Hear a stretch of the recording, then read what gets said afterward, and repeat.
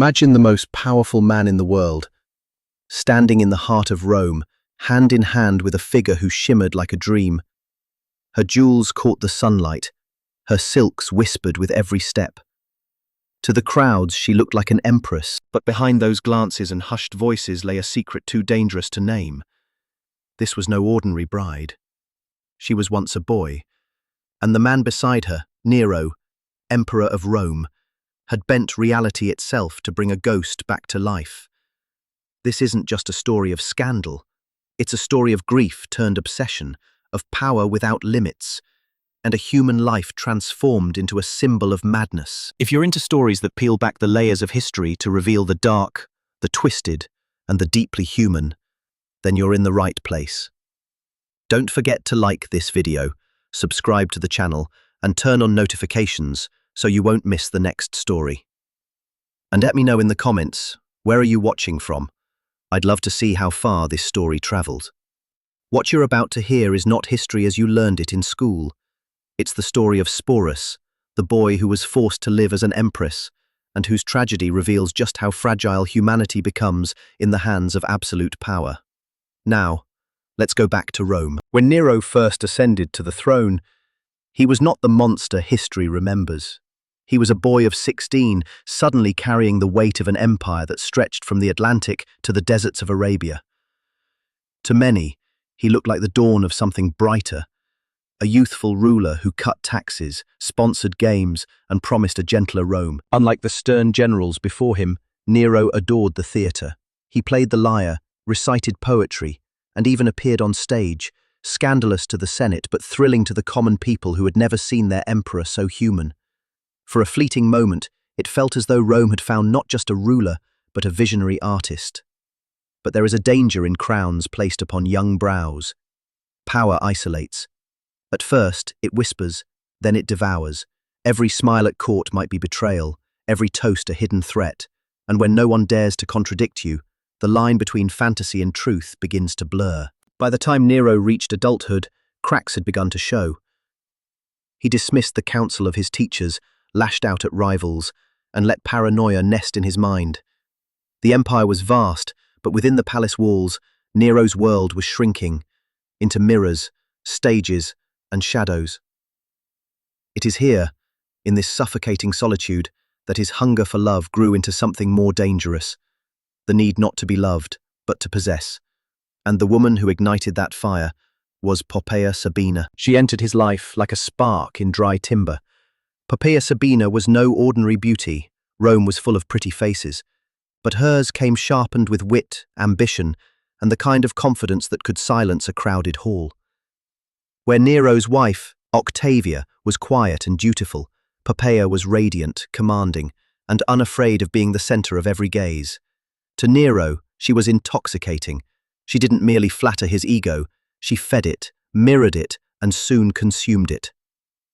What began as a scandalous affair, whispered about in the marble corridors of the Palatine, quickly transformed into something far more dangerous: obsession. He divorced Octavia and paraded Poppaea as his empress, staging a wedding so lavish it emptied the imperial coffers.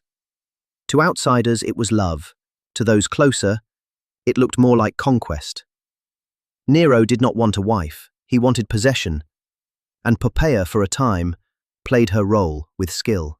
She was clever enough to build her own circle of influence, elevating friends and family, ensuring that her place beside Nero was not only gilded with jewels, but protected with power.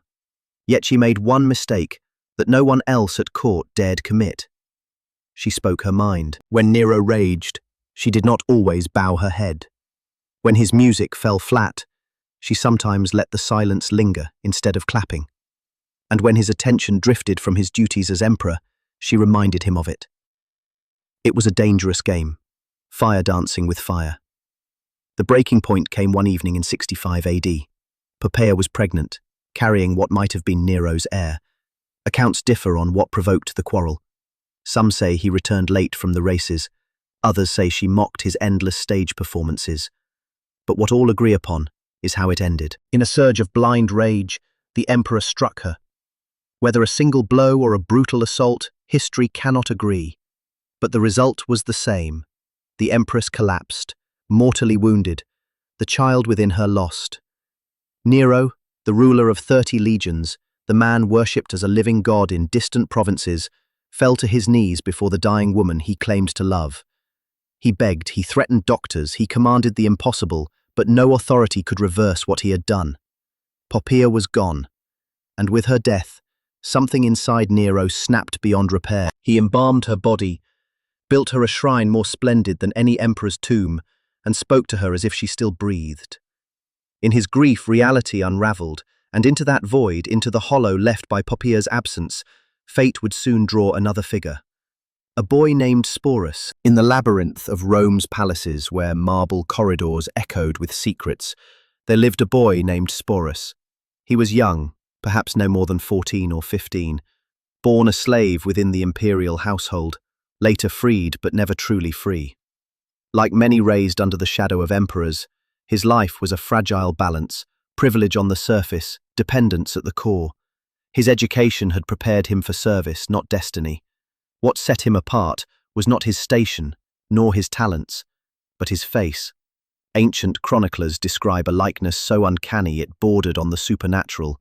Sporus bore the delicate features, the soft eyes, the fragile bone structure of Poppaea Sabina, the empress whose absence had left Nero hollow. To others, it was a coincidence. To Nero, it was resurrection. When the emperor first set eyes on him, something in his fractured mind snapped into clarity. Here was the answer to his grief, the vessel into which he could pour his loss, his guilt, and his obsession. Where others saw a boy, Nero saw a mirror, a chance to bring back the woman he had destroyed.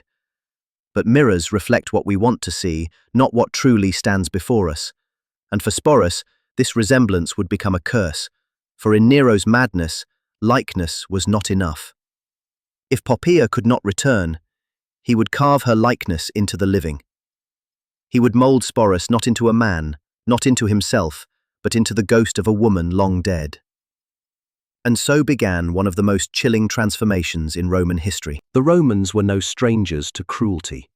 Gladiators bled in the sand for sport, slaves were whipped for amusement, and executions decorated the calendar of public festivals. But what Nero ordered for Sporus was something darker. Cruelty not for spectacle, but for private fantasy. The emperor summoned physicians, the most skilled that Rome could offer, and demanded the impossible, that they make the boy resemble a woman, not just in dress, but in body. It was not healing he asked of them, but mutilation. The procedure was brutal, dangerous, and irreversible.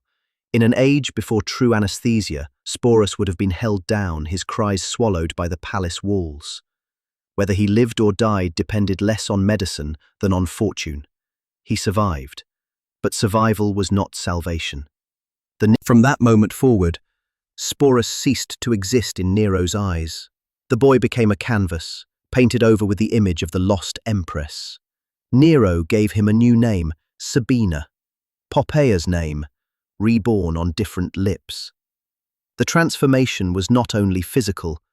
Sporus was drilled, reshaped and polished until nothing of his boyhood self remained visible.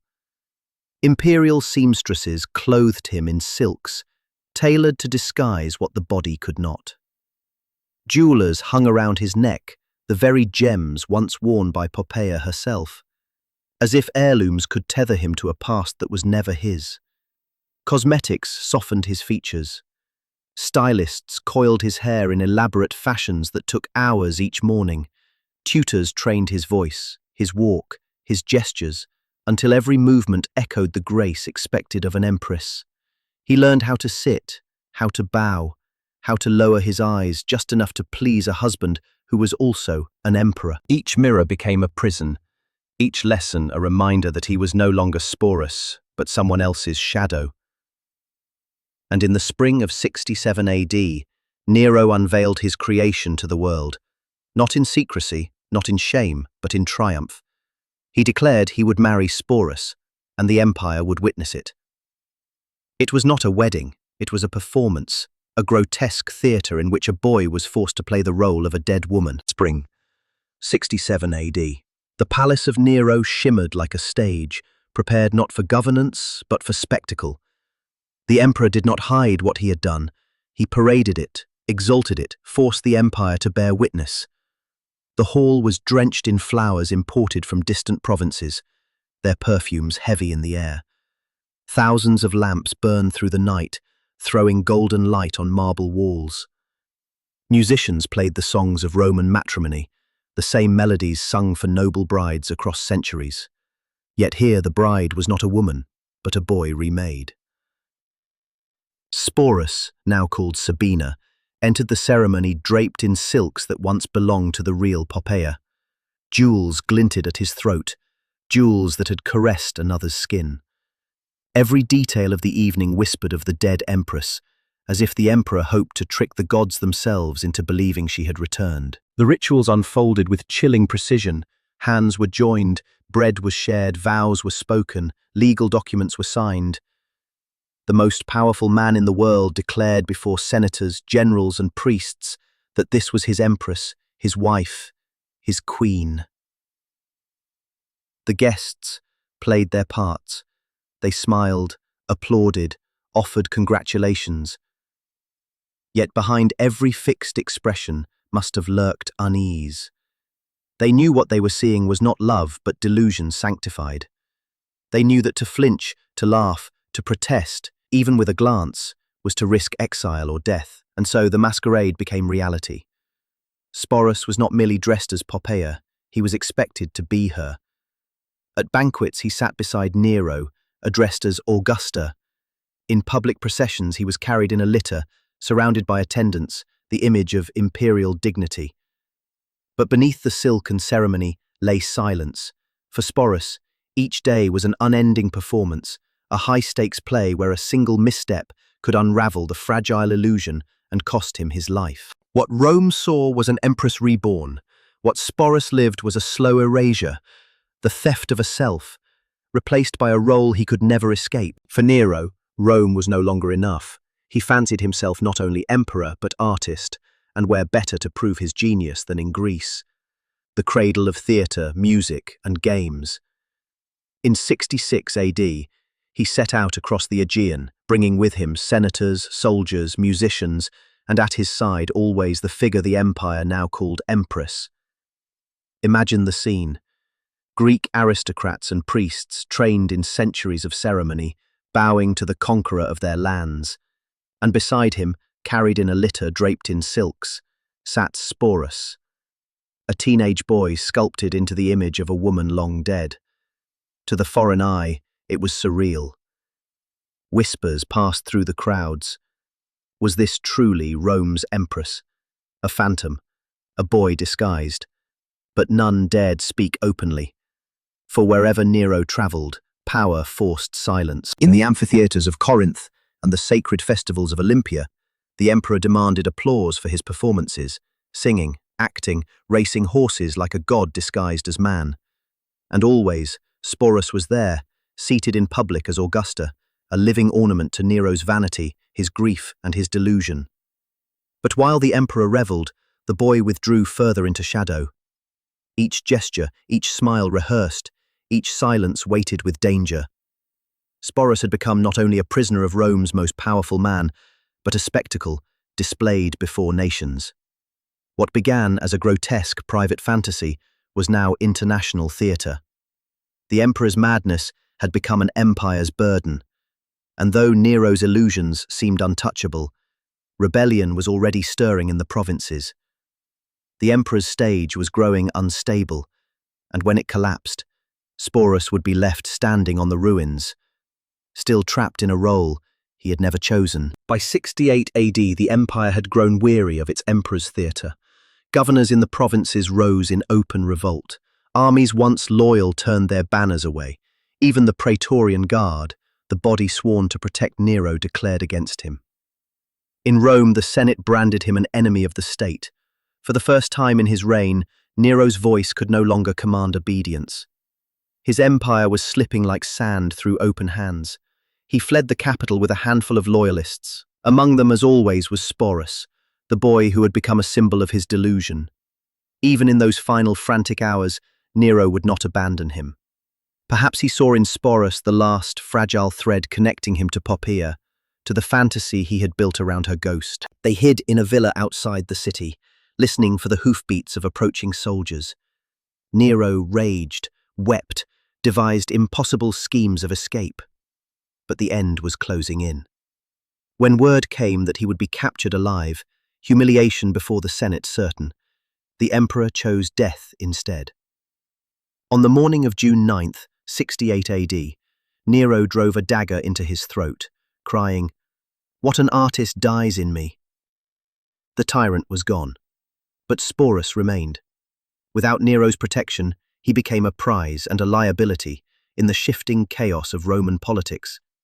Passed from one powerful man to another like a possession, he was dressed, addressed, and displayed still as Poppaea, as though the ghost conjured by Nero had outlived the emperor himself. Finally, under Emperor Vitellius, the nightmare reached its cruelest edge.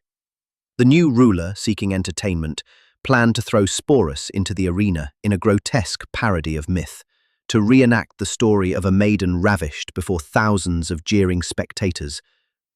For Sporus, this was the final indignity. To be forced into public degradation, turned into a spectacle for the mob, was a fate even worse than the hollow performance he had endured in life. And so, before the show could begin, he made the only choice that was truly his own. He ended his life. Sources say poison, others a blade. He was not yet 20 years old. History remembers emperors in marble, their victories carved into arches, their faces stamped on coins. But Sporus left behind no monuments, no armies, no legacy of conquest. Only silence. What we know of him comes not from his own words, for none survive, but from the writings of men who saw in his story little more than a curiosity, a grotesque footnote in the saga of Nero. They spoke of him as symbol, as scandal, as ornament, rarely as a person. And yet, in the shadows of their accounts, a human life flickers, a boy whose likeness became his curse, a soul stripped of identity, reshaped by power, and finally broken by a world that demanded he play a part he never chose. His death was both tragedy and defiance. Tragedy, because it silenced a voice already smothered by tyranny. Defiance, because it was the one act left that belonged only to him. In choosing the terms of his end, Sporus reclaimed what had been denied to him all along, the right to decide his own fate. 2,000 years have passed, but his story still unsettles. It reminds us that behind the grandeur of empires lie fragile private lives, often crushed beneath the weight of someone else's ambition. It is easy to speak of Nero's madness, of Rome's decadence, of the theatre of power. Harder but more necessary is to remember the boy at the centre of it.